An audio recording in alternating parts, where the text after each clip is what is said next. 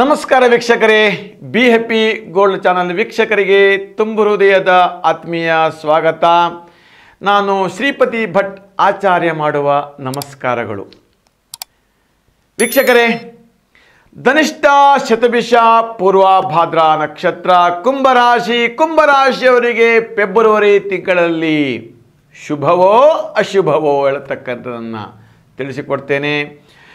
ಯಾವುದರಲ್ಲಿ ನೀವು ಎಚ್ಚರಿಕೆಯಿಂದ ಇರಬೇಕು ಹೇಳತಕ್ಕಂಥದ್ದನ್ನು ಕೂಡ ನಿಮಗೆ ತಿಳಿಸಿಕೊಡ್ತೇನೆ ಈ ವಿಡಿಯೋದಲ್ಲಿ. ಈ ವಿಡಿಯೋ ನಿಮಗೆ ಇಷ್ಟವಾದಲ್ಲಿ ಲೈಕ್ ಮಾಡಿ, ಶೇರ್ ಮಾಡಿ, ಸಾಮಾಜಿಕ ಜಾಲತಾಣಗಳೆಲ್ಲವೂ ಕೂಡ ಈ ವಿಡಿಯೋವನ್ನು ಶೇರ್ ಮಾಡಿ. ಅಷ್ಟೇ ಅಲ್ಲ ವೀಕ್ಷಕರೇ, ನಮ್ಮ ಕಮೆಂಟ್ ಬಾಕ್ಸಲ್ಲಿಯೂ ಕೂಡ ಓಂ ಬೃಹಸ್ಪತಯೇ ನಮಃ ಅಂತ ಟೈಪ್ ಮಾಡಿ ಕಳಿಸಿ. ಗುರುವಿನ ಅನುಗ್ರಹ ನಿಮಗೆ ಸದಾ ಇರುತ್ತೆ. ಹಾಗಾದರೆ ಕುಂಭರಾಶಿಯವರಿಗೆ ಹೇಗಿದೆ ಹೇಳ್ತಕ್ಕಂಥದ್ದನ್ನು ತಿಳಿಸ್ಕೊಡ್ತೇನೆ ಬನ್ನಿ.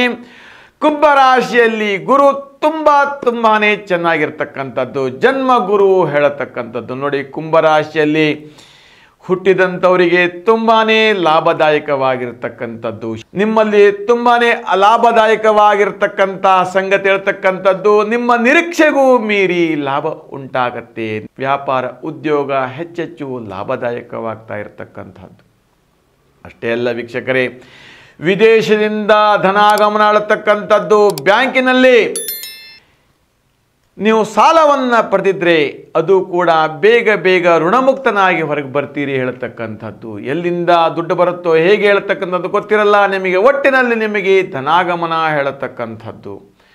ನೋಡಿ, ನೀವು ಸಂಗೀತ ಹಾಡನ್ನು ಹಾಡ್ತಾ ಇದ್ದರೆ ನಿಮಗೆ ಅದರಲ್ಲಿ ವಿಶೇಷ ಕೀರ್ತಿ ನಿಮಗೆ ಲಭಿಸುತ್ತಾ ಇರ್ತೀರಿ, ಜನಪ್ರಿಯತೆಯನ್ನು ಹೆಚ್ಚುತ್ತೀರಿ, ಗಳಿಸುತ್ತೀರಿ ಹೇಳತಕ್ಕಂಥದ್ದು. ಅಷ್ಟೇ ಅಲ್ಲ,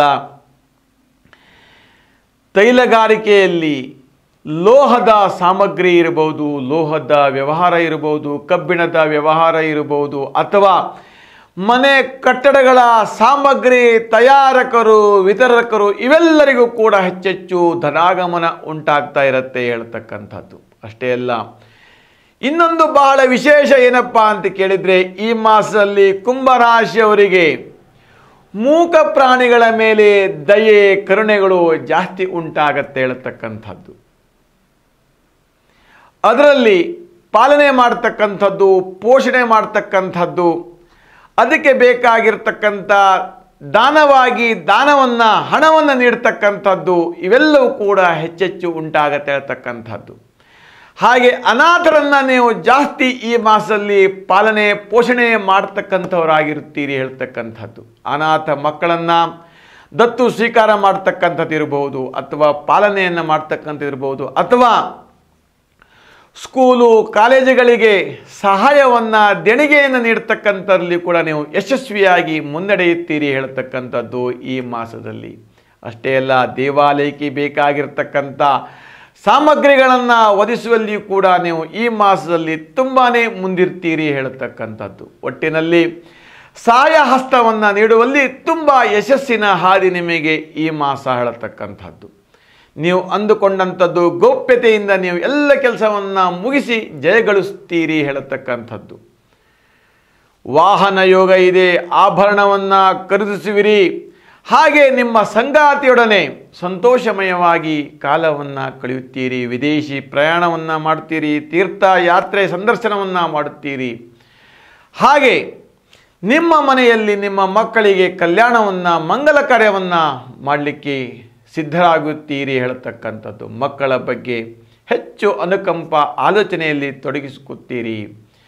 ಹೆಚ್ಚೆಚ್ಚು ಸಮಯವನ್ನು ವಿಶ್ರಾಂತಿಗಾಗಿ ನೀವು ಪಡೆಯುತ್ತೀರಿ ಈ ಮಾಸದಲ್ಲಿ ಹೇಳತಕ್ಕಂಥದ್ದು. ಒಂದೇ ಒಂದು ಎಚ್ಚರಿಕೆ ಇರಬೇಕಾಗಿರ್ತಕ್ಕಂಥದ್ದು ಏನಪ್ಪ ಅಂತ ಕೇಳಿದರೆ, 4-6 ಜನ ಸೇರಿಕೊಂಡು ವ್ಯವಹಾರ ಮಾಡತಕ್ಕಂಥ ಕೆಲಸ ಕಾರ್ಯದಲ್ಲಿ ವಿರಸಗಳು ಮೂಡುತ್ತವೆ ಅದೆಲ್ಲವೂ ಕೂಡ ಎಚ್ಚರಿಕೆಯಿಂದ ಇದ್ದರೆ ನಿಮ್ಮ ಎಲ್ಲ ಜೀವನ ನಿಮಗೆ ಸಾರ್ಥಕಮಯವಾಗತ್ತೆ ಫೆಬ್ರವರಿ ತಿಂಗಳಲ್ಲಿ.